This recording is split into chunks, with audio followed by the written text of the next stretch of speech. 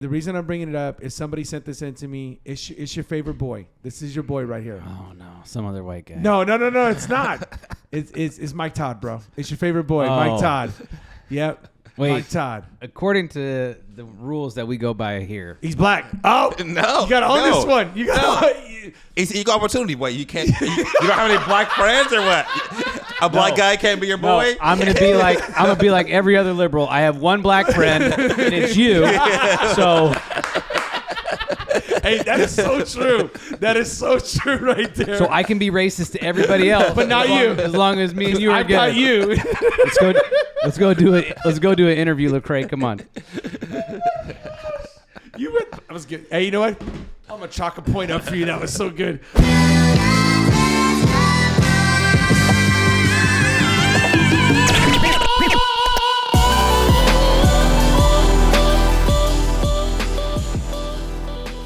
Hey, welcome to the Not Offended Podcast. It's your boy Anthony right here, the conservative Chicano. I'm sitting with my guys. I got the Bishop, I got the Token, and man, we've had a crazy week. I want to thank everybody who's been tuning in. It always just amazes me. I appreciate, love all the support. Remember, give us a shout out where you're watching from. We greatly appreciate it. Don't forget to hit the like button. We're almost at 800 subscribers. If you guys want to put us over the top, please do so by hitting the subscribe button. Share it with people. Let them know what's going on. We feel like we do a good job of balancing, the culture and its influence on the church. So we'd really love for you guys to get us out there. So you remember, you can find us on Spotify, find us on iTunes. You can find us everywhere, really. But we're so grateful. But man, we had a lot of people in the comments this week. Excuse me. People were just blowing us up. Your guys' segment of how to build a bomb shelter was probably the highlight of it. We realized that not all white people have a bomb shelter, but all white people know another white person who has a prepared place for them. So I was just coming to the conclusion, Mike, it might be a white thing. Well, white people are full of wisdom. And we're able to see things to come. Oh, is that what it is? Okay. Deshaun, but you said that you and your family were getting a bus, talking about a shelter, the right to bear arms. It was in the talks. Nothing's happened yet. Which family member brought it up, though? I mean, was it the youngest brother? The youngest brother. Okay, yeah. And we're talking about being well prepared. Well prepared. Okay. Full of wisdom. I would like you to know that on my wife's side of the family, they are well prepared. That is the white side. Once again, on the Mexican side, we don't talk about it at all. We take it day by day. Well, because the white side is scared of the Mexican side, so they get prepared.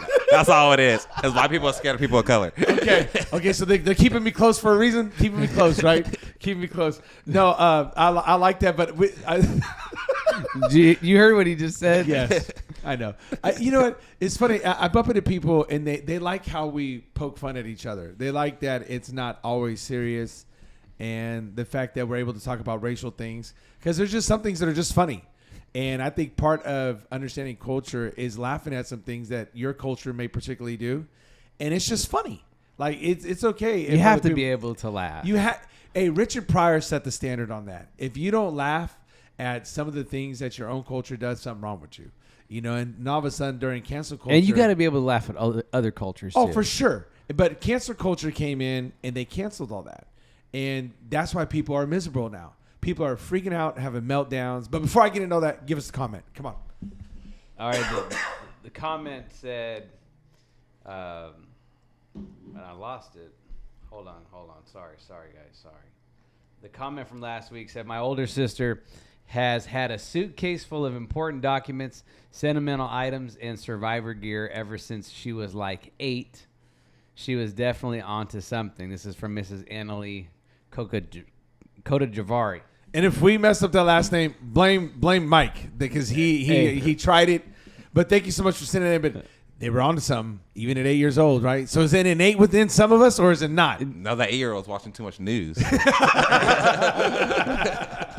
Mama was watching the NBC Dateline or whatever it is. And what were you doing at 8?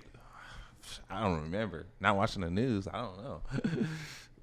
What were you doing? What was I doing at 8? So that's like third grade. Just playing grade. sports. I'm outside bouncing a ball. Okay. I'm not building tunnels or, I think I shot my brother with a pellet gun or a BB gun when I was 8. That's what I did. Did you guys ever do that? Like just take BB guns and shoot each other with it? BB guns, yeah. Pellet guns, no. Yeah, no, the other neighbor had a pellet gun, so it was like a 2-on-1 type thing. Did you guys do that? No, at that age, I still lived on the west side, so you might get shot by a cop. Playing with a BB gun. Not until the 5th grade I was able to move out the hood. Then we shot paintball guns all the time. You just threw that in there so casually. Yeah, I didn't really want to walk around with a BB gun. I didn't want to get shot by a cop. I was 8. You gotta be careful of those white cops on the way. I knew you were gonna say it. Is there white cops in Fresno? All I see is Mexican cops. Yeah, I'm sure there are. Yeah, oh, okay. They are. They're just older. So. What? No, they're retiring out. If they got yellow stripes like a sergeant, they're probably white. Oh, okay. I knew you could see- We're on one today. This is great. Okay, so thank you so much for sending that comment. I'm telling you, another comment that I wanted to get to was basically more. There was one in the comment. I believe Aaron. Shout out to Aaron. She sent it in, but I did get a lot of conversations from people, and I think it's worth double backing. The geofencing. By the way, everybody needs to know we put up that clip, and everybody was making a comment that the audio was off. Sometimes, in order to not get booted off YouTube or other platforms, we have to edit it just a little bit. And so, by one of the things we do is we scrub it, and not scrub it, but we turn the speed up on it. Excuse me. That way, we don't get kind of taken down. So that's why the audio was off. But back to what I was going to say. They brought up the question, which I think is a legit question. If you're going to geofence, why not target the bars, the clubs, people who aren't going to church? Why would you target church people? I thought that was a legit question. And so I'm going to get your thoughts on that. They put that in there, like, why target already going to church people? Well, he alluded to the reason they do it is they already have a built-in tithing base. If you get people who already go to church, they already give. You start a new location, you need people who give to keep pushing the church forward. So that was the reason he said that. And what's your thought on that? I was thinking about it afterwards, and I agree with you. What you were saying is, you should be going after the lost. Like, the early parts of starting a church could be difficult. You're hoping that you already have a group of people who are regular givers, who are already committed to the vision of the church. But then you're trying to reach, unsaved people, because usually a new church are the people who reach unbelievers. As a church gets established, it becomes harder.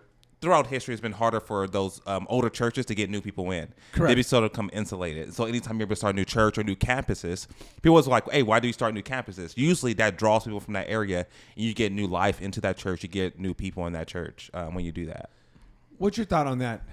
What Aaron and other people said the exact same thing is what Aaron said was, why aren't you targeting people who aren't going to church? Why target people going to church? Yeah, I mean, I brought that up last week. I said if you were able to, if there's an algorithm or whatever that allows you to do one way, can't you do the opposite? Right. So I totally agree. But is that disingenuous? Like, is that borderline unethical, pastor to pastor, church to church? Doing what they're supposedly doing? Doing what they were supposedly doing, correct. Allegedly doing, yes. Yeah, I think so. I definitely think so.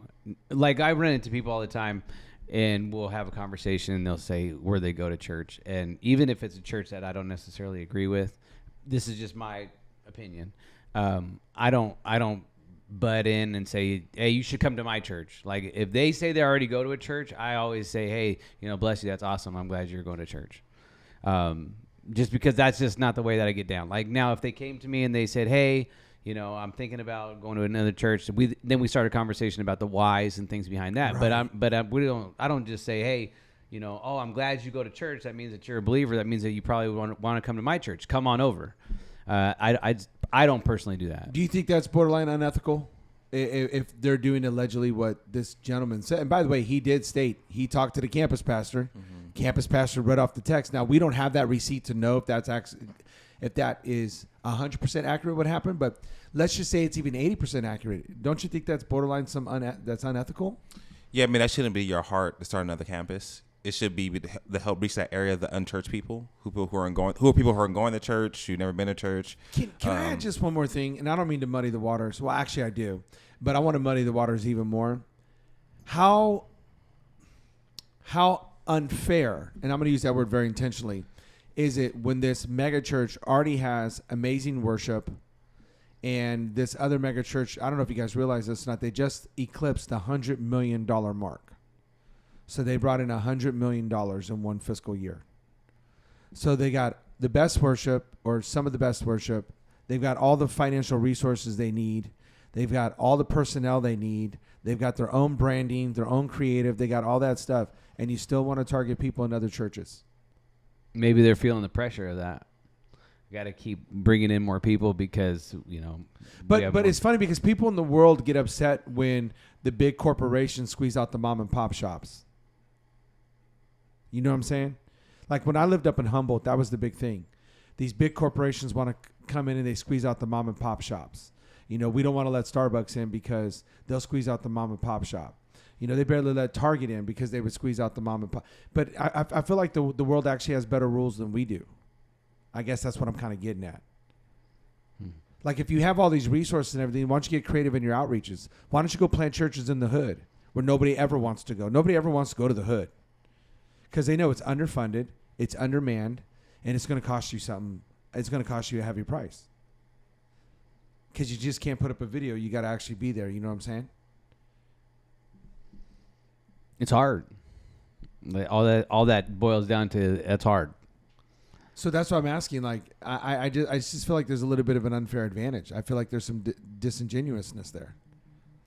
Yeah, again, if that's the reason they're doing it, their heart's not there. It's not in the right place. They need that money. If you're going to have that bigger production, you need the money. So you need those givers to be there to keep that production value high that they want to keep. But yeah, most churches, I don't know how it is now, but most churches usually under 100 people. Usually right. The pastor is working a second job. That's majority of churches. Right. Obviously, we just see the big ones because they're noticeable. But a lot of them are storefronts, small buildings. Like you just drive by them, we never know they're there. Just in our location alone, if you drive down one of the streets over here, there's like 4 different churches that people just drive by, probably don't even know they're there. There's a pastor there that's trying to love on people, probably working another job that they get squeezed out if you just come there and just try to take over and get their people. There's I don't know if you guys, I tend, from time to time, I'll watch just different videos and, the algorithm, it works. They'll give you something kind of related. They give you something. I came across a guy named Joey Swole. Do you guys know who Joey Swole is? He's a bodybuilder. And he has this thing where people send in clips of people trying to like cancel out other people in the gym for like doing stuff. And so he always has a comment. He always has an opinion on these clips. And his famous line is, we got to be better, do better. That's what he always says. And then he also recognizes when people do things right. Like one time this girl got stuck on the bench and a guy came running over and helped her and she was very grateful. And he's like, that's what we need more of. There's a great healthy gym culture where we're all trying to help each other get better. There was another one where this older guy showed this younger kid like, hey, you want to lift weights like this? This will help you more. Really good interaction. And then there's times like, like this female will say, hey, this person's like stalking me. She'll, get all these people to comment. And he's like, he wasn't stalking you. You were just on that machine for an hour and a half and he was probably waiting for you to get off the machine because you just want to video yourself. Be better, do better. That's what he always says. It's his line. I feel like we need some course correction in the church. We need to be better. We need to do better. And I bring this up for a reason. So the Olympics opening ceremony got a lot of smoke. Now, this is the interesting plot twist here, okay? There was this picture of what appeared to look like the Last Supper. And we'll throw some images up on there in just a second. And long story short, you had the segment of believers. A lot of believers come out and say they were making a mockery. It was all drag. It was just grotesque. It was horrible. And they're like, why are you doing this? Why are you offending Christians? Andrew Tate went out with his brother. Your favorite person, Andrew Tate, went out with his brother and said, if Christians won't stand up for Jesus, then Muslims will. And literally were protesting the Olympics, saying that we're not watching it. Look at, they make a mockery of your savior and you guys do nothing. You're cowards. Long story short, another segment. He was in jail for being a pimp or something like that. He's on bail. And so there was another segment of the church that said, hey, you guys got this all wrong. This was an artistic performance of a Greek ceremony. And then there was a blue guy, looked like a Smurf, and that was Dionysus, and they were paying homage to him. And you guys are so quick to judge. And so now there's this back and forth thing. And I'm sitting here going, we got to do better. We got to be better. The church is always fighting with itself. You know who I don't see fighting with themselves? I never see Muslims fighting with themselves. I never see Hindus fighting with themselves. And I might be wrong. And so if I'm wrong, somebody correct me. I'm just saying they're all on the same page. You say something about Muhammad, they all coming after you. You saying something horrible, you burn a Quran, they all coming after you. You see where I'm going with this? But in the church, we have all this infighting, and we got people fighting back and forth. And here's where I'm at. I don't care if this was a montage or a creative outlet or artistic thing where you said it was for the Greek festival. Well, it was too much close to the Last Supper. And why are we doing a drag hour for the opening ceremonies anyway? What is wrong with you? And by the way, there is a picture of one of the drag performers who was like in some BDM stuff, and his right testicle was hanging out of his pants. Why do you want kids watching this grotesque, foul, debaucherous nastiness for the opening ceremonies? Why can't you just parade the people who are around, who are in the ceremony, who are going to be performing, or I should say participating in the sport? Why not just say that? Why not show us the Eiffel Tower? Why not show us some of your most creative people? And so there was a bishop. Now, I got mad respect. There was a bishop from the Catholic Church who came out, and I want to show you this clip. And he came out and he put everybody on notice, like, what are you guys doing? Whether it was supposed to be this or that, you made a feeble attempt to mockery the Eucharist, right? The Last Supper. Now, I do want to point out, there's a little bit of falsity in what he did say. The Last Supper wasn't Christian. The Last Supper was Seder. It was Jewish. It was Passover. Now, we took that on, and that became our Last Supper as believers because of Jesus. But you equally offended Jews as you did Christians. So I just don't want to say it was just Christians. That was a mockery of their most sacred festival, the Passover, in which they recite all the things that they do. The Haggadah, I believe, is what it's called. So does that make sense? But I want to show you this bishop's response, and I just want to get your thoughts on it. Okay, so let's watch this. This is Bishop Barron.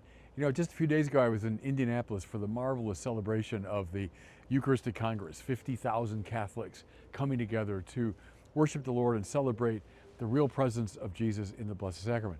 So I come from that experience, and I come home, and I love the Olympics, so I turn on the opening ceremonies of the Olympics. What do I see now? And it's in Paris, France, a city I love. I spent 3 years as a doctoral student there. What do I see but this gross mockery of the Last Supper? And I won't describe it any further. Just go online. It's gone viral. You can see it. But France felt evidently, as it's trying to put its best cultural foot forward, the right thing to do is to mock this very central moment in Christianity where Jesus, at his Last Supper, gives his body and blood in anticipation of the cross. And so it's presented, though, as this gross, sort of flippant mockery. France, which used to be called the eldest daughter of the church, Paris, that gave us, Thomas Aquinas taught there, and Vincent de Paul was there, King Louis IX, St. Louis, France that sent Catholic missionaries all over the world. France, whose culture, and I mean the honoring of the individual and of human rights and of freedom, is grounded very much in Christianity, felt the right thing to do was to mock the Christian faith. A question I would pose, we all know the answer to it. Would they ever have dared mock Islam in a similar way? Would they ever have dreamed of mocking in this gross, public way a scene from the Quran? As I say, we all know the answer to that. I think, folks, what's interesting here is this deeply secularist postmodern society knows who its enemy is. They're naming it, and we should believe them. They're telling us who they are. We should believe them. But furthermore, we Christians, we Catholics should not be sheepish. We should resist. We should make our voices heard. Okay, what did you think about that? The bishop speaking right there, from bishop to bishop. What'd you think? I agree with him. I mean, it's funny. I was trying to watch the opening ceremony too with my kids, and I didn't see that part of it, but it was like a part with Lady Gaga on there dancing. I'm like, why are they showing this? Like, I was trying to show my kids the flags. Yeah. And so we're looking at it like, oh, look out the different flags, the different colors. And I thought it was interesting, but they kept breaking away to everyone dancing and singing all the stuff. I was like, what does this have to do with the Olympics? Like, Right. I wanted to experience this with my kids, and but it's eventually we just turned it off, and they all just walked away. And it's like, but I agree with them in terms of they wouldn't do this to Muslims, they would do this to Islam. And I think the right thing is to make your voice heard. In a way we talked about before that, I mean, us as Christians, we're called to be, it's still in a way peaceful, but we also can make our voice heard in a way that's hopefully effective. What about you? It's interesting. I mean, without repeating what he said, because I agree with him. He said that, at least what I heard him talk about was that they are showing their true colors in regards to who they're going after. They're showing their disdain, their hatred for Christ, and for Christianity. It's evident. There is no. I wonder what people think about you and your faith. No, it's right in front. Every chance that they get to mock our faith, any chance that they get to diminish, to make fun of, however you want to put it, they take every advantage of it. And social media is allowing it, and every mainstream NBC, CBS, ABC, Disney, all these ESPN, they're all allowing it. I thought it was interesting. He said that they're showing you progressivism and all this stuff is showing you who the number one target is, who they believe is going to put up the biggest resistance, who you think is the biggest obstacle to overcome. He says, don't be sheepish about it. Know that you are public enemy number one. He's talking about Christians and their faith. And I don't understand people's interpretation of turn the other cheek. I'm really trying to understand that. Like, does turn the other cheek mean you don't say anything? Does turn the other cheek means you don't be combative? Does turn the other cheek like I don't get why people always say that. Like, it's okay if they make fun of us because you really can't mock God. Well, when are you just going to say enough's enough? Like how far do we got to go? So we're just going to let them indoctrinate our kids and not do anything. We're going to let them, we're going to vote in people who pass legislation to where kids can be gay at school and then be straight at home, and they can use different names at school. They could dress up at school, but then they got to do this way at home. So we're going to teach them how to live a double life. We're going to be okay with that. We're just going to take that on the chin. We're just going to turn the other cheek, Bishop. That's all we're going to do. Then you're going to have teachers in there who have a radical gay agenda, a radical trans agenda. And then, you know what? As a Christian, Mike, you should just turn the other cheek. That's what you should do. Is that what that means? It sounds like it from the majority of kind of like what you hear from that far left Christian perspective. It definitely sounds like it. Well, listen to this. This is, dear gentle reader. I'm about to step on some toes in regard to the opening ceremony of the Paris Olympics. The headless woman was Marie Antoinette.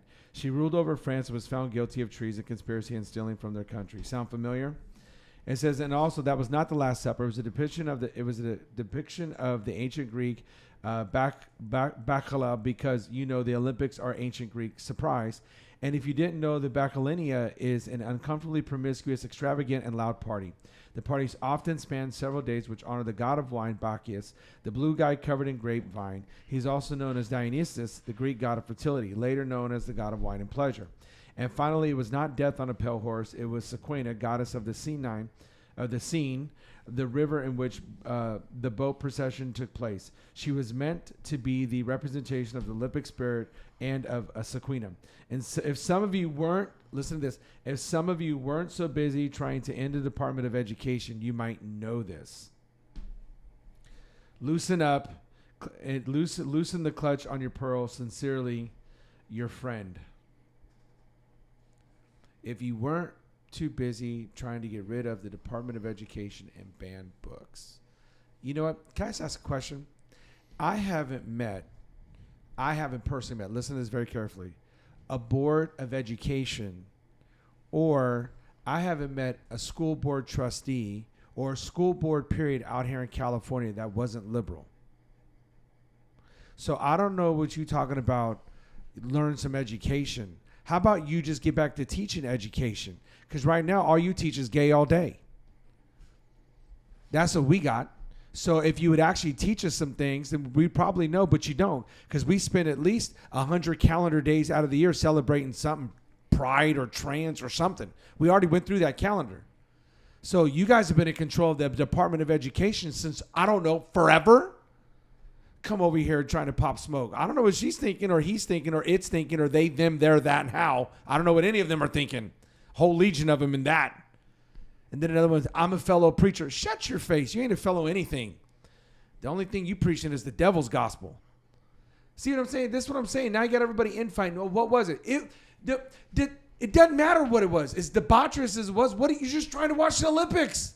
Why do we got to bring debauchery in everything? What's next? A home cooking show of debauchery?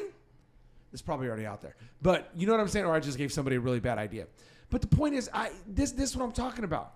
We got to do better. Call it for what it is. I agree with the bishop in saying, listen, we got to call it what it is. But church folks need to get on board and call it what it is. It wasn't necessary. That's all I was trying to say is it's not necessary. Whether it was a Greek picture or it was the Last Supper, I don't care what it is. It's not necessary. Yeah, either way, I don't want to see drag queens on the TV. Like, there's no reason for them. Drag kings, that was good. Okay. But I also don't want to see testicles hanging out of shorts. You know what I'm saying? No. Yeah. I'm good on that. Are we okay? If we're voting, I'm voting Okay, no. we're voting no testes. That's good. That's good. I feel like we voted 3 weeks ago where she wanted to get rid of testes, and now we're voting to just see none at all, period, right? But the church has got to do better. We got to stop this fight. You know what else the church has got to do? I was thinking about this too, and how do I say this without... Well, I'm already offensive. How do I say this without being, just blatantly offensive? I'm trying to work on my blatantly offensiveness. Trying to have a smoother, softer, gentler side of me, which I haven't found, nor do I think I have. But somebody mentioned to me the other day, they said the church needs to stay out of politics.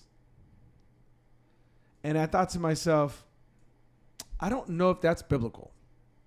I know the church needs to educate on how we as Americans, I don't know how they do it in the rest of the world, how we could be more spiritual when it comes to voting our beliefs and putting people in office.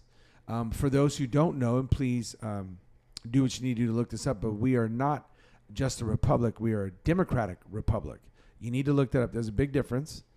We are not just a democracy. We're a democratic republic system. Hopefully, you too. Do you understand what that is? Do you understand? Our founding fathers were brilliant when it came to the framing of this great nation. Senate, House, judicial system, presidencies, terms, limits, all these things that they put in place was just freaking brilliant. The electoral college system, brilliant. All these things that makes us a democratic republic. So that what? So that majority doesn't rule. Fair and balanced rules. And this is very important. So I came across this clip and I want to share it with you guys. I think this brother makes a great case for us being up to date on who you put in locally, who you put in on your school board, who you vote for your chief of police, or for us, the Fresno County Sheriff, right? Who you vote for these things. These are very important. Who you vote for your DA. Now going to your Senate, your Congress. By the way, especially out here in California, where they're passing legislation, that means all these local House representative people here for us in the Valley that are representing us up in Sacramento, that just passed the bill because of Governor Newsom, worst governor in all the states, saying that kids can go to school and the teachers do not have to tell their parents if the kids are transitioning, or if the kids are dressing up, or if the kids are using a different name. These people who ain't got no kids want to lord it over your kids. Do we see the problem here? But you want to talk about, well, if we don't vote different. We've been voting the same way for a long time now here in California, and this is the results. The chickens have come home to roost. This is the results you get. I think it's time you just vote different. So this brother does a little clip, and I just think he's got a point. I want to show it because I think we need to educate some people. That's what I'm saying. I think people in the church need to get motivated to vote different this year. So I want you to watch this clip. Tell me what you think. You ever heard the church should stay out of politics? Let's fix our theology here, folks. But the whole Bible, the Canaanites, Perizzites, the Jebusites, the Hivites, the Philistines, King Ahasuerus with Esther, Nehemiah, Artaxerxes, all the good kings, bad kings, the Assyrian Empire, Jonah going to Nineveh, the Babylonians, Daniel dealing with Nebuchadnezzar, the Greeks, the Persians, King Darius, the emergence of the Roman Empire, and Jesus coming right in the middle of the Roman Empire to say from the regions of Zebulun and Naphtali, that it might be fulfilled, which was spoken by the prophet Isaiah, that people who sat in darkness have seen a great light. And upon those who sat in the regions of the shadow of death, upon them light has dawned. And from that time he began to preach, repent, for the kingdom of heaven is at hand. The whole Bible is about politics, governments, and nations. Your thoughts on that? I don't know if I fully agree with him. What did you not agree with? I think maybe people have the different roles. He's talking about kings in their roles, but it wasn't the priests dealing with politics. And so I think I think we have some type of role, and some people may have bigger roles in dealing with politics. But I don't think that's everyone. I don't think that's what he was saying. So Well, I mean, elaborate a little bit. But that's more. what he said. He keeps talking about kings, how kings, obviously. No, Esther wasn't a king. He brought up Esther. He's talking about He these brought people. up more prophets than he did kings. No, he kept talking about kings. No, he talked about the kings who were of the other nations. Yeah, but prophets dealing with the kings. They were not speaking for the No, kings. he wasn't talking about King David. He was talking about the prophets were dealing with the kings, not Jewish kings. You're saying the opposite king. They weren't dealing directly with the king that God established. Correct. So we were in other words, he was saying that they were in this world, not of this world. So like Jeremiah was in captivity, so all these people, Esther, in captivity. That's why he brought up Darius. All those names he brought up, those weren't Jewish kings. Yeah, well, obviously they're still living out their faith. So there's a point in your life where you're gonna come against the culture, and you have to choose who you're gonna follow. I agree. So we're gonna live out this faith, but he's saying the whole book is about politics. If you go back, to those revolts. Go ahead. No, go ahead. Well, if you go back to those revolts, what are they revolting from? So in other words, the first time they get carried away, right? The Jews get carried away. Well, technically, they started off in a political realm in Egypt, and the first thing God was to do was to liberate them after 400 years, and He sends Moses to go and to usurp, basically, to tell Pharaoh, this is it. I'm coming to usurp your authority because we answer to a higher power. And he said, you got to let us go. So that in itself was a political revolt. He's saying, why? Because we're going to go do something totally different than what you're doing right now. We're not going to serve a polytheistic system. We're going to have a monotheism, and we're going to go serve the one true God. And his name is Yahweh, right? His name is God.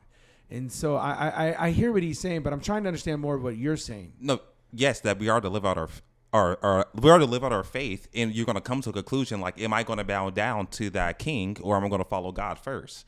And then, but I don't think that's necessarily being political. That's choosing to live out your faith. And you might butt against all different things in your life. You're going to deal with your own flesh. You're going to deal with your spouse, your kids, your friends, all kinds of stuff you're going to come against. But it's not necessarily being political. It's about living out your faith. Okay, I think we've reached an apex in society, though, where now living out your faith is political. COVID.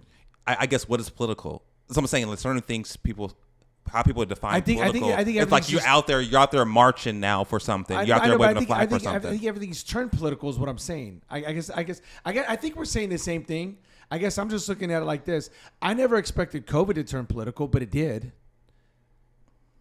We turned a hyper flu into something political. We've never turned the flu before COVID. We never turned the flu into policies and political ideologies. It was never political to wear a mask or not to wear a mask. So I'm saying I think everything has been turned political. I think that's how I understood the clip was that's what he was saying. Everything is turned political, but it's kind of always been political even throughout the Old Testament. That's what I could have heard something totally different. I'm not saying I'm right. I'm saying that's what I actually kind of heard. And so therefore the church should be involved. Now I do want to preface one thing. I believe we should be, as bad as this sounds, or may not sound bad, we should be more involved in local politics. I guess what does that mean? Involved in what do you have to do? I was thinking at base vote. Yeah. Well, I think that's what I was. I wasn't thinking nothing more than that. I mean, if people want to get more involved, then sure. But I'm saying at minimum, just vote. If I'm remembering correctly, we started by talking about like what's the church's role in politics, and people said that politics should be out of the church. So that brought up my question, which was his question. So what does that look like? And I think that the clip was answering that there is a role for church in politics.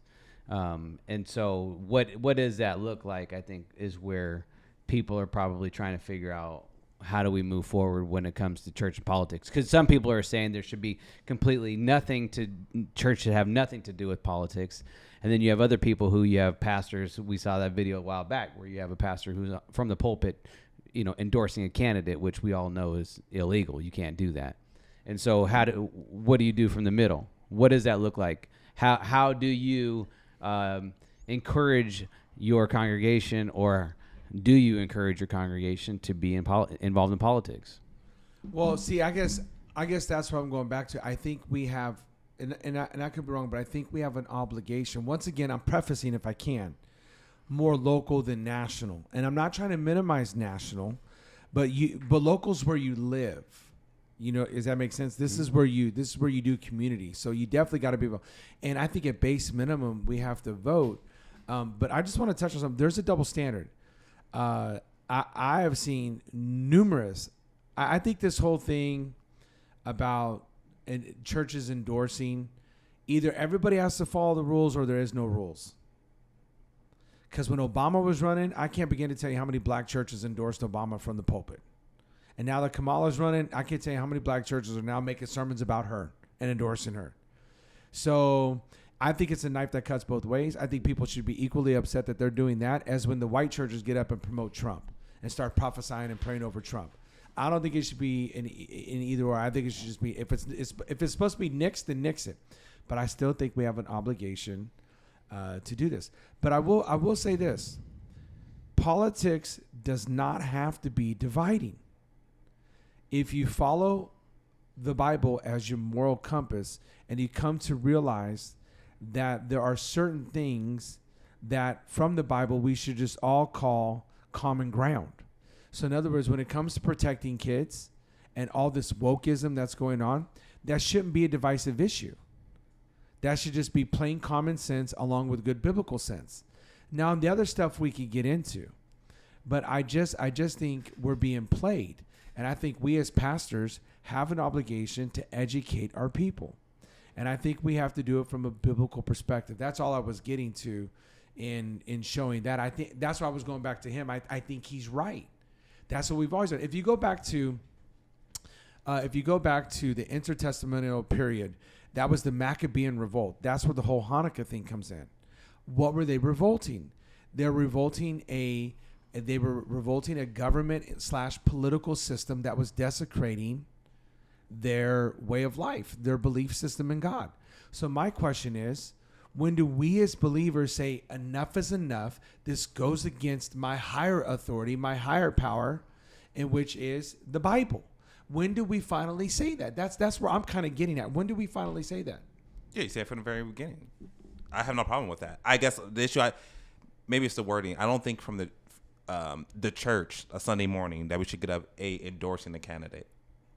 I think we should get up on a Sunday morning and say, I'm against abortion and I'm against gay marriage, and you should vote according to those values. And I guess that's the separation that I have for it. Okay. And I don't think that's political. I think that starts off with the scripture. It starts off with the Bible. I hear, even though you say I don't think that's political, people are going to say that's political. Yeah, but I don't care. That's just the Bible. So you can say that people are going to say all things. It can say all kinds of things. It doesn't matter. I guess that's what I think. Do you understand my point? I think that I was getting at. People make it political, I guess, is what I was trying to get at. Where if you stand on any biblical principle whatsoever, you automatically get lumped in. Mm-hmm.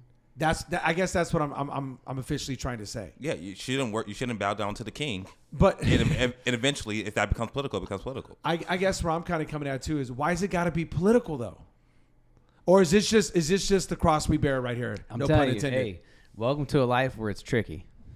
Oh, here we go again. You make a stance, you're all of a sudden white, racist, bigot. Hey, to me, it's not tricky. People they can label me whatever they want to label me. That's your problem. This is what I am, and it stands that way. No, you're right. Listen, you're walking away a fool, and you're wrong. No, I know. Oh yeah, I mean, people say stuff all the time. Yeah, we're not disagreeing. We're not. But he said you get lumped in, and it's true. You get lumped into a category now that maybe before you didn't necessarily. But the part I still disagree with, he's calling it political. I think he's wrong. You stand on political values, and everyone else will call it political. That's on them. They're walking away wrong. Yeah, but if he wants to take that side down, you become wrong with him. Yeah, I don't necessarily. I see where you're coming from. I think he's stating kind of the obvious. I guess too. Can I add this? Let me just get your thoughts on this, both of you. I think he's also saying something as a black man. in which I think there's a total double standard. If we talked about this 2 weeks ago, you come out wearing a Trump hat, and other people like that pastor here in town, when he found out Kamala Harris is running, all of a sudden, I'm gonna vote for Kamala. It's like, she is the most liberal vice president, liberal senator we've ever had. She will turn. She doesn't have kids. She's never had kids.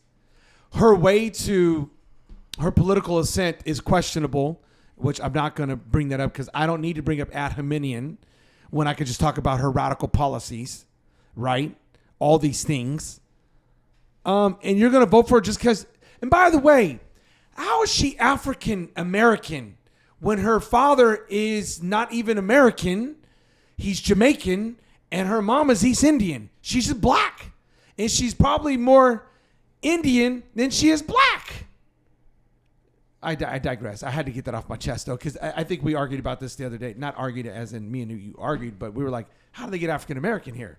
Anyway, my point is, people are just now voting just because. It's like, did you throw all of your moral biblical values out the window? Listen, I think that's an example of you becoming political first before you having your Christian values. Okay. You have so to start that's your argument to what you're saying about this guy right here. He's getting political. I want to see the black person in the office. Maybe they can kick down something to me. But you're starting off all wrong. If you start with your Christian values first, then you let that dictate everything else. Okay. Now I'm agreeing with him. Go ahead. I was just saying maybe he was coming from more of like, hey, I'm a black man perspective. If I vote this way, then everybody, the same thing, Uncle Tom's, all this stuff, the same thing, get called. I don't know, but I hear what he's saying now. What's your thought? Yeah, I think we probably just saw the video differently. Yeah. The way and that's the problem with clips. Yeah, and I guess I just took it as I took the clip as you can't say that there is no role for the church in politics. I mean, I took it, I think, maybe as a lot softer of an opinion piece. So yeah, and I think I had to see it more like, I guess even when he say church, I'm thinking just like almost like the organization of church Sunday morning. Oh, okay. And not like the individual. I think individuals will play different roles, I think, in politics more than others. And I think some people have a gift to do that. And they're able to come back and share information maybe with other people in the church or people's motivations, or this is what you should be voting for that match our Christian values. But if I can, I think you said something that actually answers our question, and maybe this will help somebody out there. So I'm just going to say it exactly the way you said it. We have to lead with our Christian faith first. We have to lead with that Bible worldview first if we're really going to get these things called politics and policies correct. That's what I'm hearing you say. And some stuff might be in a gray, like, even like immigration. Like there's certain things, those two things like abortion and marriage, I think are solid. Like those things, there's no gray area. But immigration could be a gray area. Like, what does that mean? What does that look like? Can we get an actual a view from Scripture on how that looks like? Okay. So no, but I think he says right. If you lead with identity politics, you're going to be going which way the wind blows. But if you lead with the biblical worldview, this is going to happen. I think that's perfect. I like that. I like that. So the church, we got to do better. We got to be better on this as well. I like that. I'm going to stand right there. Okay. Now we get to the part into the segments where we start talking about, these different, and I understand when we do clips, sometimes it can be a little biased, but circling back, I found another clip from Matt Chandler, who seems to just, had a very, I guess, honest conversation with Lecrae. That's your boy right here, Matt Chandler. I feel like I got Matt Chandler and Lecrae. Look at that. Look at that. I mean, I'm doing good. This is great. Chalk one up for the both. There's no Mexicans represented in this one. You got it better. Lecrae was at Diddy party. Yeah, but Matt Chandler hates his life. Like, he legit probably wants to die. I thought White was right. Come on, man. Not for him. Not for him. Everything's all wrong about it. Everything. He seems like a nice guy, but I guarantee you, the guy. Listen to what he says about just life in general. He probably wants to die. He should just. Okay. Let's get to the clip. Watch this clip. How would you address kind of this like weird space where guys are trying to figure out what does it mean to be a man? Where you get a guy like Andrew Tate who rises up because he's calling people to be something. And then you also have guys who are like, well, the women have been abused so much. Let's just let them lead right now. Like, what are you telling your guys in this season where everyone's trying to figure out what the heck does this look like? Yeah, I think there is a special position, a special authority given to the man. I just think it's really hard to argue that. Yeah. out of the scriptures. And so whether the man enjoys jiu-jitsu like I do, or the botanical gardens like I can occasionally enjoy, neither behavior is what makes him masculine or non-masculine. To step into the confidence of the authority and calling of God on your life is the most masculine thing there is. And so Lauren, I married a strong woman. I did not marry what are we doing? I mean, I did not marry. She's got thought, she's got opinion. And what she loves most about my leadership is that I'm leading out of conviction and in a direction. And she's coming with me, and she's got a much more sharp discernment gift than I do. And Lauren has at times gone, there's some danger there. And so I'm a fool, even though I'm the leader of our home, bring her gifts to bear on our home and on my life. Okay. You got to do your hands, though, if you're going to do the Matt Chandler thing. Let me see your hands. You got to, yeah, there you go. I would love to hear your thoughts. As much as I dislike Matt Chandler, I mean, I can't really argue with what he said about that. I mean, I'm not really big on the botanical gardens. I like gardens. Yeah, or I mean, I'm not a jiu-jitsu guy either, but I mean, I see what the point he's trying to make in regards to masculinity. You know, you don't have to be Andrew Tate in order to be, or Chuck Norris in order to be considered masculine. Well, you don't like Chuck Norris? Or what? No, I like Chuck Norris. Oh, okay. He loves Chuck Norris, bro. He's like, there you go, Chuck. We gotta talk. Shoot, Death tried to fight Chuck Norris and Death lost. You know what I'm saying? That's how bad Chuck Norris is. Yeah, I just dislike both these guys so much. It's just hard to watch the video of Matt Chandler and how he hates to be himself and Lecrae's. But I got over it. Okay, what'd you think?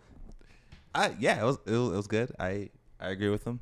That, I mean, having a wife that you lean into her gifts, even though if you're the leader, God has given you a wife to, as a helpmate. So leaning into that. I guess the part that maybe I was the only one who caught it. The reason why I played this clip is he said the Bible explicitly talks about roles, and we can't argue against it.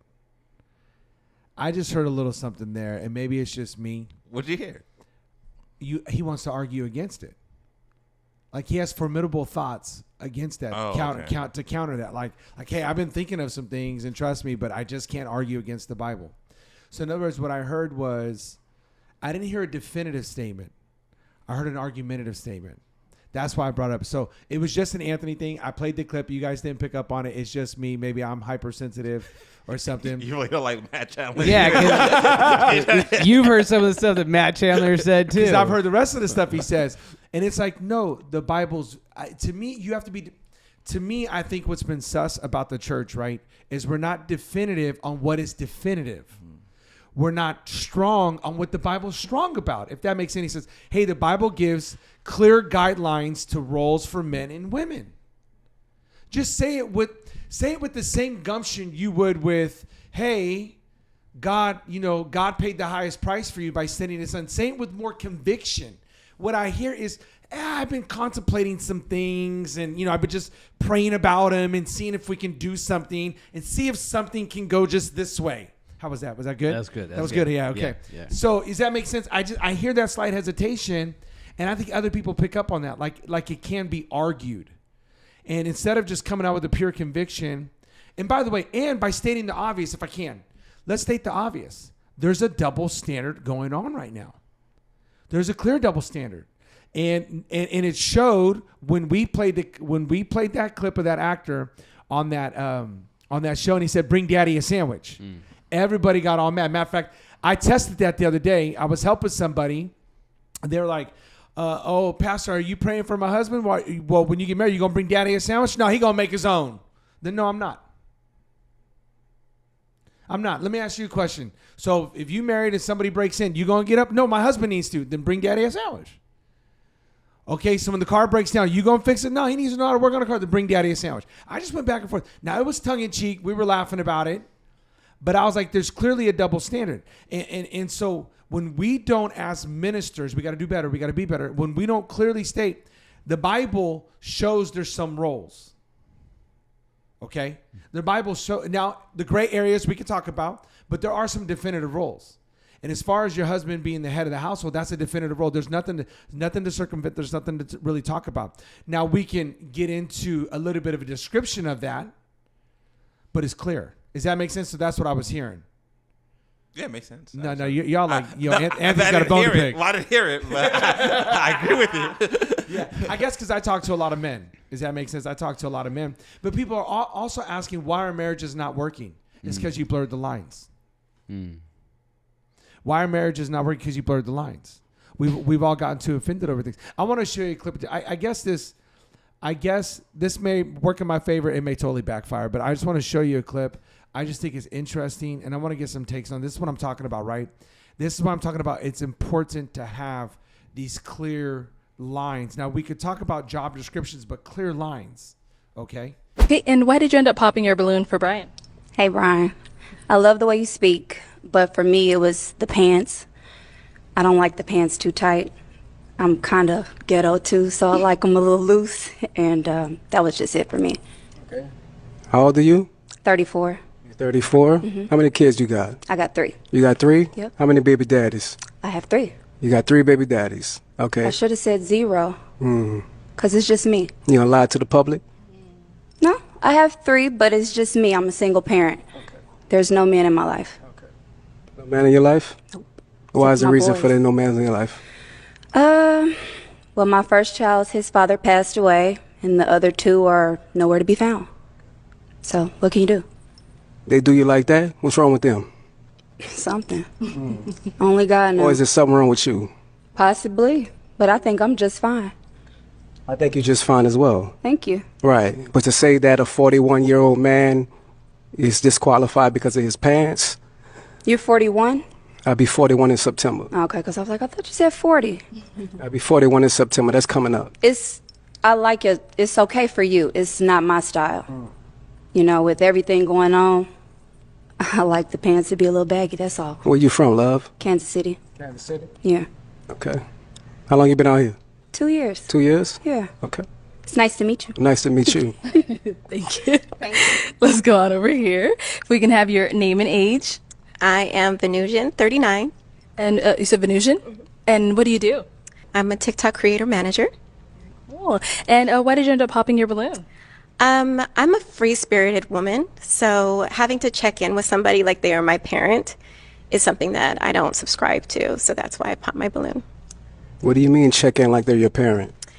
The way that you were discussing how somebody needs to constantly, when we're out and about, to text or call and check in, that's something that I don't subscribe to, so that's why I popped my balloon. Okay. What do you do? I'm a TikTok creator manager. TikTok creator manager? For what company? Or is it for yourself? It's for TikTok. For TikTok? Social media. Okay. Social media? Social media agent, yes. Okay. How many kids you have? I have 2. How many baby daddies? 2. 2?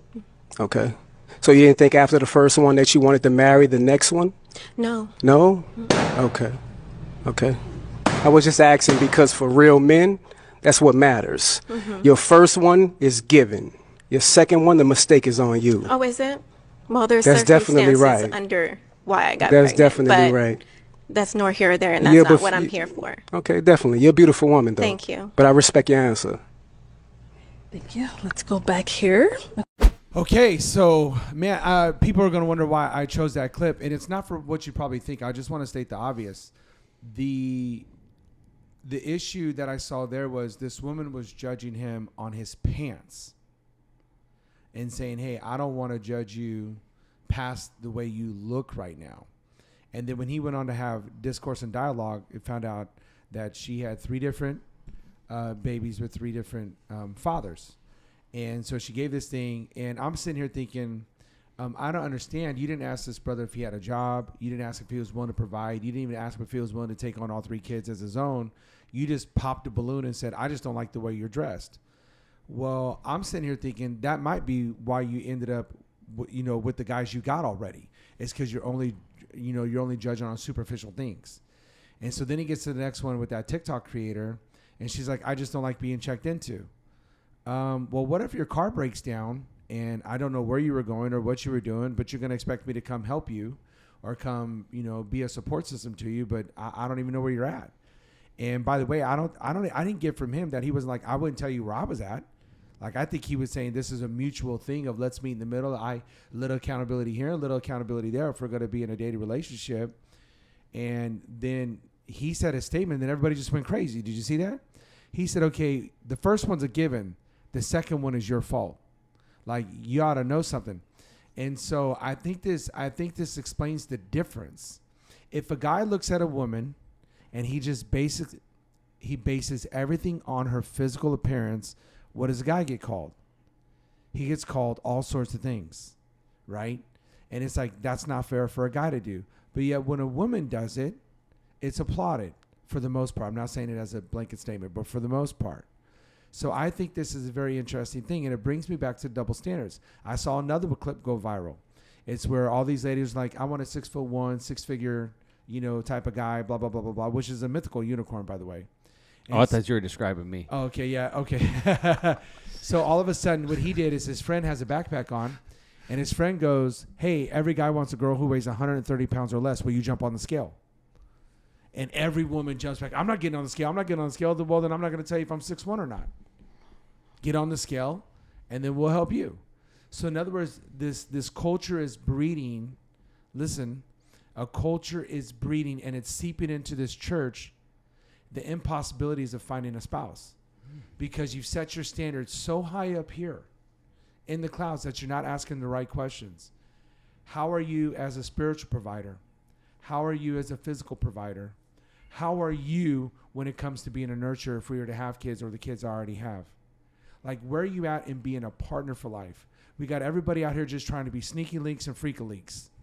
And then nobody's trying to find partners anymore to link up with and to build dynasties and legacies with. It's all this hookup culture, and it has failed. It has failed. Women are conservative for the most part when it's coming to finding a date, but men are conservative when it comes to finding a spouse. You must understand that. Men don't want the weekend girl to marry. Men want somebody who's going to be a good woman.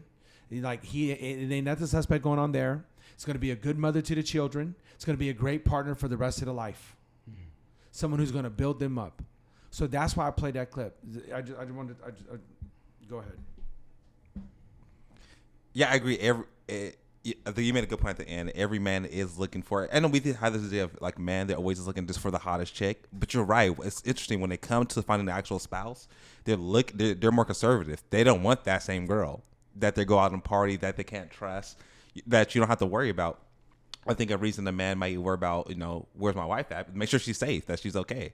Because he actually really cares about you. It's like, hey, you should get home at 5 and it's 6. Yeah, everything good.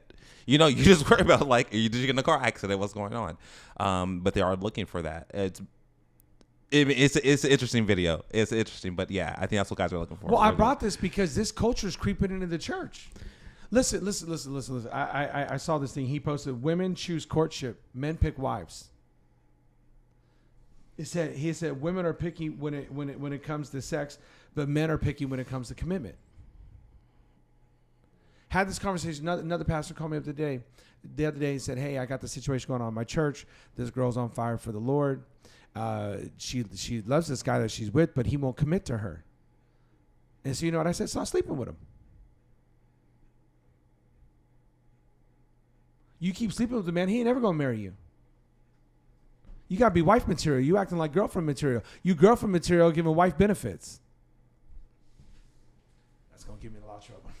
All this is gonna give me a lot of trouble. I think that's why you guys are just letting me. You guys are letting me out there just to hang by myself. Well, I think that we all agree with everything you're saying, so we can all get in trouble. How about that? Let's get in trouble together.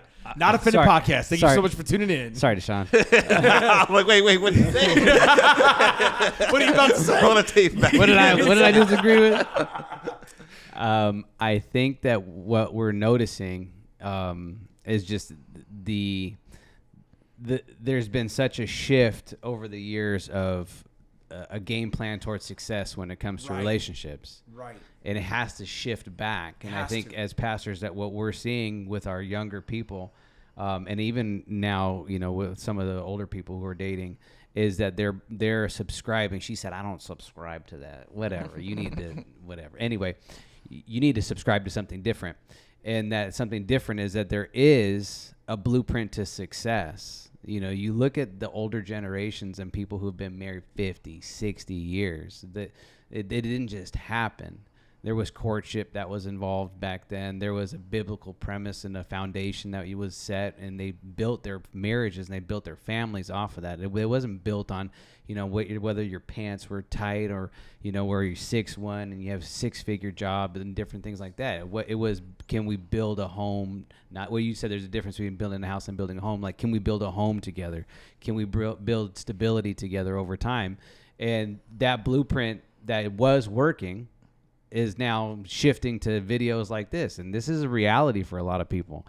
And you're right. It has definitely come into the church. Think about it, because people aren't getting married in the church no more.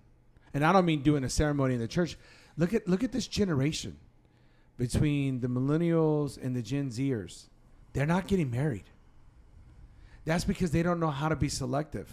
They don't know how to choose a spouse. They know how to hook up. They just don't know how to choose a spouse. Well, and that generation is seeing people who are my age and a little bit older do it wrong. Right. So why get married? Okay, I understand that, but they got this type of stuff. They're watching too much Kardashians. Yeah, They're so watching too you much had of the, you had a bad Too example. Hot to Handle and all this other crap that's on TV. I don't even know what that is, but you had a bad example set before you with your parents, and now you're having this on top of that. And so it's like, why get married? Yeah, because to be honest, this guy doesn't get. If my daughter brought this dude home too, he's not coming to my house. Is it the white pants? It's all of it. Okay, because the white pants. No, I'm sorry. Yeah, it's like, I don't care how much money you got. What you get the hell out of my house. Like, you need to bring something more acceptable in my house. Like, straight up, I don't care. You better come better dressed than that. You could be a great dude. You could probably go to church. I still wouldn't care. You better get out of my house. Coming in like that. That's ridiculous. To quote you, I just want to quote the bishop. And can we put her in the like little yellows? Get the hell out my house. That's Well, I mean, I probably would say that too. You probably would have said that. So yeah, see, when you have daughters, it hits different. When you have daughters, people used to, people look at me like, man, Anthony's kind of hard. No. When you have daughters, trust me, there's a whole nother beast inside of you that comes out when your daughters start dating. You're like, oh hell no, we are not. Oh no, we're not. Okay. And that's when you look at your wife like, you better say something, because if you don't say something, I'm going to say something. Everybody's going to be mad at me. But you need to get out and say something right now. Okay, I feel you. Hey, you ain't got to apologize to me. I wasn't apologizing. I wasn't apologizing. I'm with you 100%. Okay, that's all I'm saying. I got you. But man and woman, they both need to be presentable and come in a way of respecting each other, and to be that spouse that God has want you to be. But a lot of times they come in looking like this fool. Yeah, but I guess what once again I'm saying is like this has seeped in. Yeah, this has seeped in, and that's why you hear me pushing against it. If you want to be wife material, act like wife material. Yeah, I mean, there's a lot of problems in marriages that we see. Just people coming with their own motives, or you're not on the same page. Just about how you want to, just simple things you don't talk about. You guys know me already, but for the audience, I'm harder on the men. Be something that women want to marry. Be decisive in your decisions. Be the leader of your home. Go out and work and provide for your family. Go out and be a protector. Go out. You know what I'm saying? Like I'm harder on the guys than I am on the ladies. But we need the men and women of God to rise up and be men and women of God. Right. Stop acting like you're still dating and when you're ready to get married. So I think this is very important. This is always good. I do agree with you. I'm not saying he was the best candidate. I understand. That's not what I'm saying. I'm saying, but my whole point was this type of mentality. Yeah, if this is how you're choosing a spouse. Just in general, even if he you might say, oh, I'm just not attracted to that type of man. That's the only thing that disqualifies him, and he can have all these other things. Like, you're missing out. This might be the husband that you later on in life, you're like, I wish I was with him. That's it's like, my well, point. that's the dude you kept rejecting. Well, I guess in the big picture, if I can, we're looking at the dating scene in the church like a reality show. That's where I'm getting. Yeah. You need to get to the substance. Yeah, is he going to be a good father? That's something that you actually consider. Or is he going to be like the last 3 baby daddies you had? But she had a good time. Oh, that's what she said. Well, it was fun. Yeah, while it lasted. And now you're doing it. Remember, I'm doing it alone. Well, obviously. And yet you didn't want to give this guy. How do you know that guy don't make 7 figures? And you ain't got to do it alone no more. That's all I was getting. We're bringing this reality-esque type of thing into the church. We got to do better. Okay, last one. This is, you guys don't even need to chime in if you don't want to. This is an Anthony pet peeve, okay? And it can stay this way. I'm not trying to put it off on you or the audience, but it is an Anthony pet peeve to the maximum, okay? This is it. You need to start giving credit where credit is due. If you're going to plagiarize, if you're going to use somebody's sermon, and I'm talking about not a quote, okay, not a concept, but a word for word, then you need to say, hey guys, I got this excerpt from X, Y, and Z. So I don't want you to think that I came up with it. I think this is a very good point, and I want to just share it with you. Okay? And the reason I'm bringing it up is somebody sent this in to me. It's your favorite boy. This is your boy right here. Oh, no. Some other white guy. No, it's not. It's Mike Todd, bro. It's your favorite boy, Mike Todd. Yep. Wait, Mike Todd. According to the rules that we go by here. He's black. Oh, no. You got to own this one. You got It's equal opportunity. What, you can't, you don't have any black friends or what? A black guy can't be your boy? No, I'm gonna be like every other liberal. I have one black friend, and it's you. So, hey, that is so true. That is so true right there. So I can be racist to everybody else, but not you. As long as me and you are I've good. got you. Let's go do it. Let's go do an interview, Lecrae. Come on. That was good. Hey, you know what? I'm gonna chalk a point up for you. That was so good. Okay, so actually, if we're being honest. I like Mike Todd. It's my boy. You defended Mike Todd. But I want you to watch this because I'm going to watch this clip. Jesus is God's tithe. Jesus was God's tithe. Charles, Brentum, and Pastor Mike. Charles, Will, Scott. I've got to go away for like 6 months. I'll be gone for an extended period of time. I've already provided for Debbie, but I want to provide some extra funds for her. I want to provide for Natalie, but I want to provide some extra finances. So I'm going to give each of you $10,000. I'm going to give each one of y'all $10,000. Jason, don't get that excited. This is just an illustration. Just an example. Scott, calm down. And I say, hey, how are the funds coming in? And I'm like, hey, you remember those finances? How's it been going? Jason sends $1,000. Charles sends $1,000. Steve is sending $2,000. Will, for some reason, sends $2,000. I say, well, what about Trader? I'm Todd. And I was like, okay, so what about the thief? I mean, what about Scott? We need to talk about Todd. Let's talk about Scott. She said the first time he sent $700. And this last month he didn't send anything. Tithing may be more personal to Jesus. Personal to Jesus than we think. What you thought. Rob God of an opportunity to bless you. You rob God of the opportunity to bless you.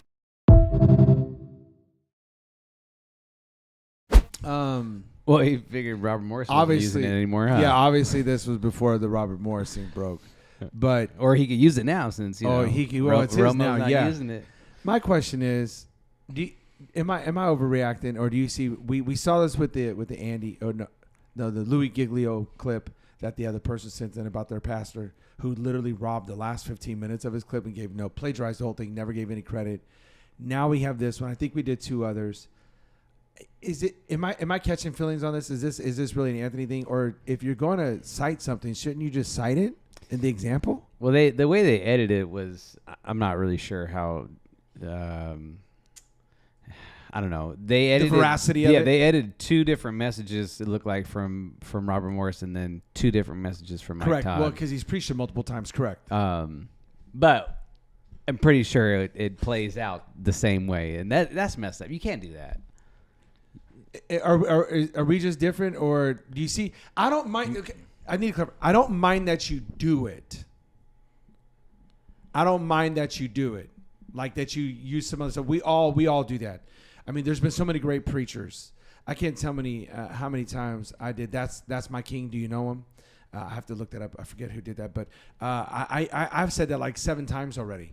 It's just he does that. Pilate couldn't hold him, and I mean I love that. But I cite that. When I use something of MacArthur's that's long, I cite that. Now, if I just use a quote, not all the time. I'm not saying on just little one-offers, but I'm talking about segments. Does that make sense? Like I just don't think people are thinking it's you and it's not you. Yeah, I think you should. I think it probably happens more than people probably think. I think there's pastors out there that we know of that give away their sermons. Not all of them. They give away, quite a bit of their sermons, and they don't care if you actually give them credit or not. But I understand them not caring. But how? No, yeah. But as you, the communicator, like that's just really unethical to me. Okay, because so like, because you're to me, you're communicating like this is what the Lord spoke to me, and I'm telling it to you. But that's not true. That's what the Lord told somebody else, and you're just saying what the other person said. Exactly. That's my point. And so that feels disingenuous to me. And that's what I'm saying. And it's also, if you want the sheep in your fold to know that you're a learner, then why not cite your source? Hey guys, I was doing my own research right here, and this Chuck Swindoll had this great excerpt. I would love to read it to you.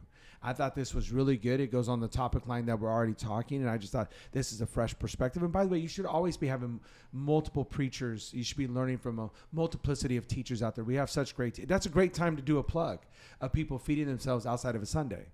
Matter of fact, I felt so convicted that I started telling the churches, hey, listen, the people who invite me out every July, I say, hey, listen, I feel like I got a word. Because I asked God specifically, hey, how can I strengthen? The Bible's very clear that Paul went around strengthening the church. So I start praying in May or in June, at the latest June.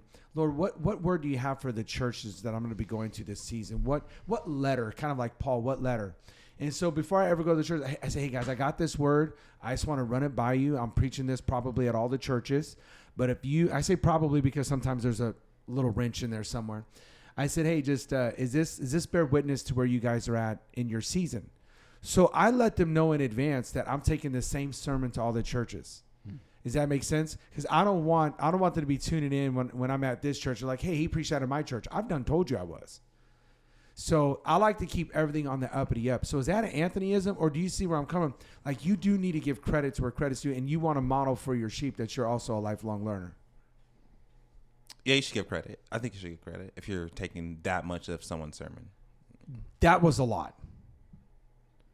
Down to the illustration of the words, the verbiage, Jesus is God tithe, all this stuff. I think that was a little over the top. That's where I was getting. Now let's go back to the pastors who put their sermons online. Yo, man, I've got no problem with that. I've got no problem with that because I like to read over people's scripts to see what, especially like Tony Evans. I mean, his scripts are always good. You know, when you can get them and not have to pay that fee. Yeah, I never seen one. It is. But I mean, like, watch his sermon, his script, because they'll give you some thoughts that trigger your thoughts. Like, whoa, I never saw it like that.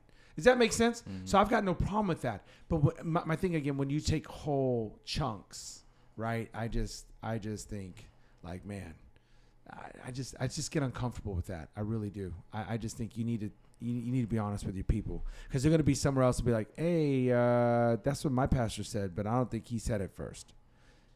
I think this guy did. So anyway, that's just me. Okay. So on the close, I'm going to give you, this is a freestyle. You get to close any way you want, because I'm going to close with something that I've been wanting to say for a while. And it's going to be a subtle rebuke to believers. So y'all can go any way you want. So I'm going to lead off today. Hopefully that's okay with our audience. Usually I go this way, but I got to go with me today, and then we'll close off. We'll close off with the bishop. Give me your thought, and then I'll sign us off, all right? So go me, you, then him. How's that sound? We just talking about whatever? Yeah, whatever you want to say to the people. Go ahead. Give us your best 2.5 minutes. All right. Yeah, I don't understand. We got the giggles for. Okay, like he was nervous. I don't know. I got something to say. Yeah. So, okay. So this is what I want to say. So I've been watching everything kind of play out as far as when it comes to this whole voting season and what's been taking place. And I'm going to go ahead and throw a penalty on both the Democrats and the Republicans. And the reason I'm throwing a penalty is I'm calling a personal foul on all y'all. I'm done with the personal attacks of acting like a bunch of 7th grade boys and girls fighting on a playground with yo mama jokes and with how bad you are and with all this stuff and placating just to your base. Both of you have been around. I'm talking about Donald Trump and I don't even know how to say her name, Vice President Harris. Because if I say it wrong, people are going to come at me. I'm done with y'all going tit for tat in the pity pats over here, whether you're just a horrible person, well, you slept your way to the top and you slept your way to the bottom or whatever. I don't care. There is enough substance out there. Voting records, policies, agendas. Just stick to that. You don't have to throw dirt. If you're a Christian, act like one. We don't need to be reminded of what Kamala's done in her past. We don't need to be reminded of what Donald Trump's done in his past. Stop it. Act like a believer.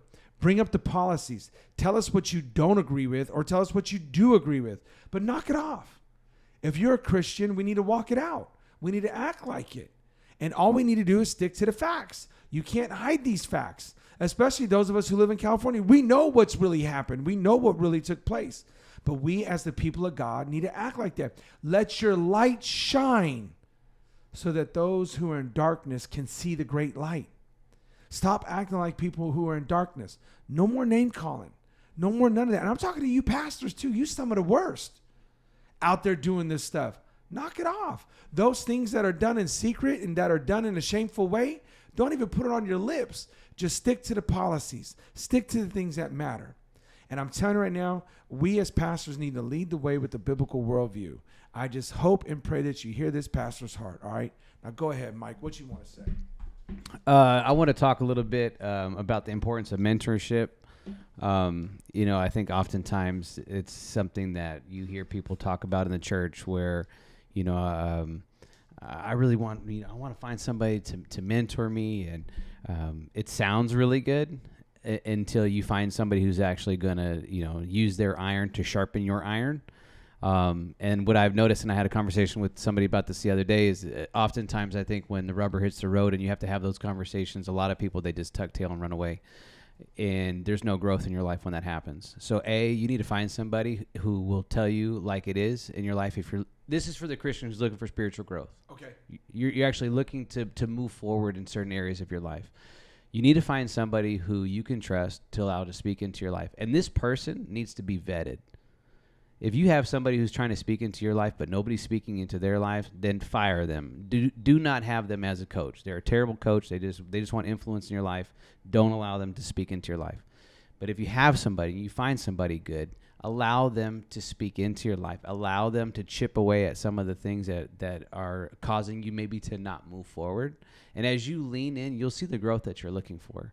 But don't be somebody who's just like, yeah, I want a mentor. I want to see these different things change in my life. And then you actually get pushed to have those changes in your life and you don't do it. And when that happens, don't blame anybody else. It's not anybody else's fault except for yourself.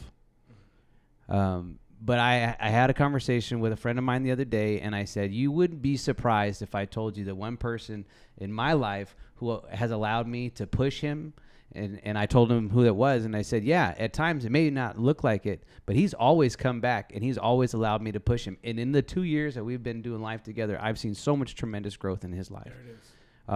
And sometimes it's been sticky, and sometimes it's been rough, and sometimes he walks away angry at me. But he always comes back.